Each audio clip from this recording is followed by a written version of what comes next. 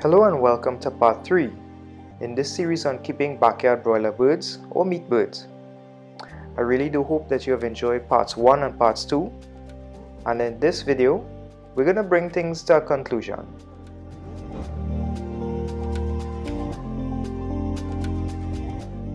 So it's week 7 and here they are with a ravenous appetite as usual. We've put on a lot of size from the last time we checked in on them, which was in week 6. So they are approximately 7 to 8 pounders right now. As you can see, they have a very healthy coloration. Their appetite has not let up. They're still active, they're still at it. So you remember in week 4 where I pointed out to you that a few of my birds were experiencing a condition known as ascites? Well, I'm glad to say that at the end of their life here in week 7, I haven't really seen so much of that swelling or that bloating in their rear ends or their lower parts of their bodies. They seem to be very healthy. They're a lot more athletic. They could run, jump, fly, as I've pointed out to you already. And thankfully, in this dry season, it hasn't been so much of a hot dry season. We've had a lot of rainy spells, so even though there were 1 or 2 days in which they experienced heat stress, the birds weren't continuously bombarded with that heat as they would normally experience during the dry season. So I was also really grateful for that. Now, every flock of birds that you're going to keep is not going to be the same. The weather conditions aren't going to be the same. Neither will the availability of feed, and neither will the health of that batch. So you could say I may have gotten lucky this rounds, but I cannot say that it will be the same thing with me the next time or the next few times I try to keep successive batches of these birds. So let me leave you with some things to consider. Consider the condition and the terrain of your backyard. Is it prone to flooding? Do you have a lot of grass in your backyard? Are there a lot of shady trees? Yes, you may be living in the suburbs, but that doesn't mean that you won't encounter predators coming against your birds, such as dogs, cats, rats, snakes, even chicken hawks. Don't rule it out. Find a way to secure your birds as they are your assets. I'll add to this by also saying that a quiet life is a happy life. So to the best of your ability, and as much as is reasonably practical, I would advise that you keep your intentions of keeping these birds as close to your chest as possible. Now, your choice of a shelter for these birds need not be something that's elaborate. I encourage you here to get creative.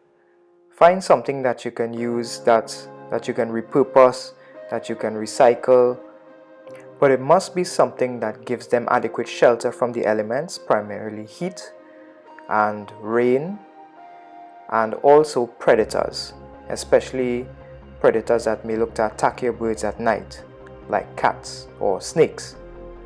And I will also strongly advise you to not design something that makes it too difficult for your birds to get in and out of each day.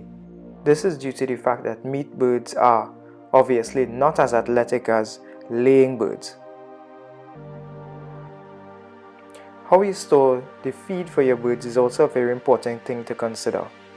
Always keep it in containers that are rat-proof, that you can securely keep the food in a dry condition and are also readily accessible. Nothing too big and unwieldy to carry. Now just remember, you're going to be spending a lot of money in feed.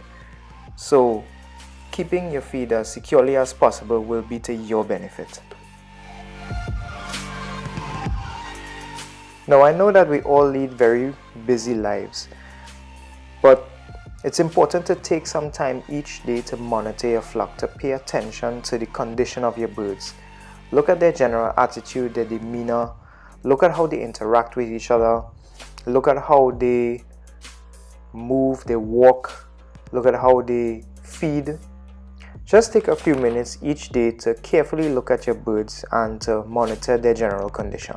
And if by chance you're not able to do so, have someone monitor your birds during the day, and especially during the hottest part of the day. You're doing this for your family, right? So why not involve them in the process? Now you have the option of slaughtering the birds for yourself at home, but for us we chose the convenience of the pluck shop.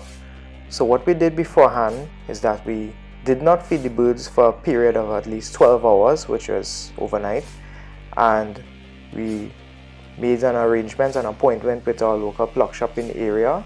We went out, we got them slaughtered, processed, butchered, and it was straight into the freezer after that.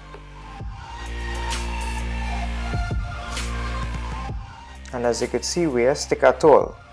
The next day was some stew chicken there that tastes real good.